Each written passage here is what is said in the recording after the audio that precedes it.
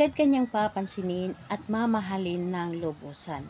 Hello mga guys, kumusta kayo? Panibagong araw, panibagong video na naman tayo, and sa araw na ito ay isa na namang video ang haki tuturo sa inyo ng simpleng gabay o simpleng pamamaraan na makakatulong sa atin.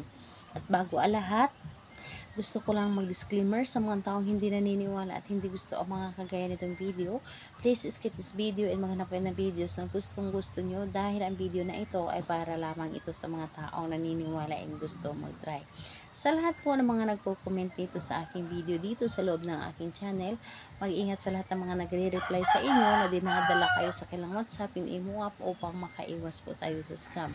Ngayon po, ituturo ko sa inyo paano tayo agad napapansinin at lubusan kang mamahalin ng taong minamahal ninyo, or kahit na hindi pa ito karelasyon mo. Kung ikaw ay may gusto sa isang tao at gusto mo na mamahalin ka niya or papansinin ka, gawin mo ito para sa kanya, basta't siguraduhin mo lamang sa iyong sarili na totoo ang iyong pagmamahal sa kanya. So, ayun po ang dapat nating ihanda dito. Kailangan mo lamang dito maghanda ng isang maliit na pirasong papel. Kailangan mo lang dito ng panulat at iyong laway. So, ito po ang dapat nating ihanda. And kapag nahanda na itong aking mga naibanggit, ang isunod mong ibanggit or ang isunod mong ihanda ang inyong sarili. Kailangan na alam mo sa iyong sarili na naniniwala ka sa isang ritual na inyong dapat na gagawin, or alam mo sa iyong sarili na buo ang inyong loob, tiwala at paniniwala sa ating paggawa ng isang ritual, dahil kapag ikaw po ay walang tiwala at hindi ka naniniwala, hindi po ito gagana sa inyo at masasayang lamang ang inyong oras sa paggawa nito. Dahil ang paggawa natin ng isang ritual, kinakailangan natin dito ang buong tiwala at paniniwala. So, ayun po, kapag ready ka na and alam mo sa iyong sarili na para bang hinihila ka na gawin mo ito, so gawin mo na ito or umpisahan mo na ito. So, ang gagawin mo lamang dito napakadali at napakasimple lamang. Sa isang papel tulad po nito, kung nakikita po ninyo ito ay may sulat. Isulat po ninyo una yung pangalan mo at apelyido. Pangalan mo na ikaw ang gumawa. So, kapag nagawa or naisulat mo na ang iyong pangalan dito ng 4 na beses, kung nakikita po ninyo ito ang papel na ito ay inyo pong i-clockwise. So, inyo itong iikot at dito po ay isulat din po ninyo ng cross yung pangalan mo at pangalan niya at apelyido. 4 din po na beses. So, isulat mo po dito pangalan niya, apelyido, pangalan, apelyido, dito sa baba pangalan niya, apelyido at pangalan niya, apelyido. So, i-cross mo lamang ang kanyang pangalan at apelyido. So, kumbaga ipatong mo ng patagilid yung pangalan niya sa iyong pangalan.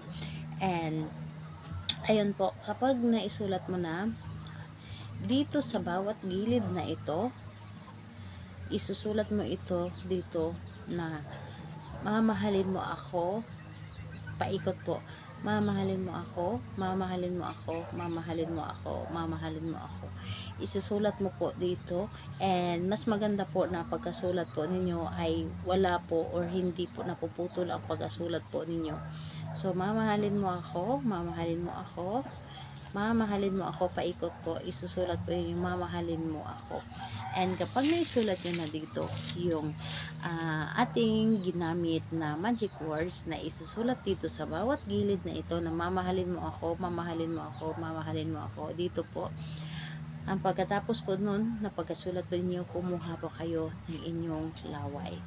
So, kumuha po kayo ng inyong laway at pahiran niyo po ito ng laway yung pangalan mo at pangalan niya at yung nakasulat dito. Lahat na nakasulat dito, pahiran mo po ng inyong laway.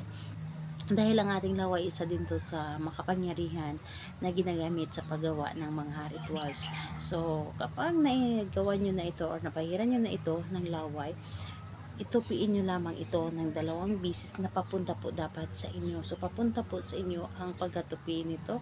And, ayun, ganun lang po. So, ayan.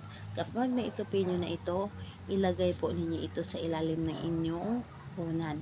Higaan nyo po ito para mas mabilis niya ito mararamdaman at mapapansin din niya, lalo na kapag hindi pa kayo magkarelasyon. So, syempre, pwede ito gawin sa magkarelasyon na.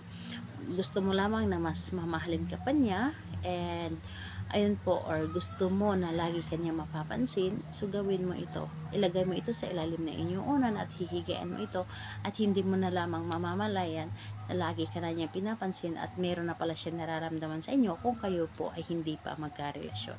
So, ayun po, kapag ito ay gumana na, saka mo na lamang ito kunin at pwede mo siyang i-flash doon sa CR.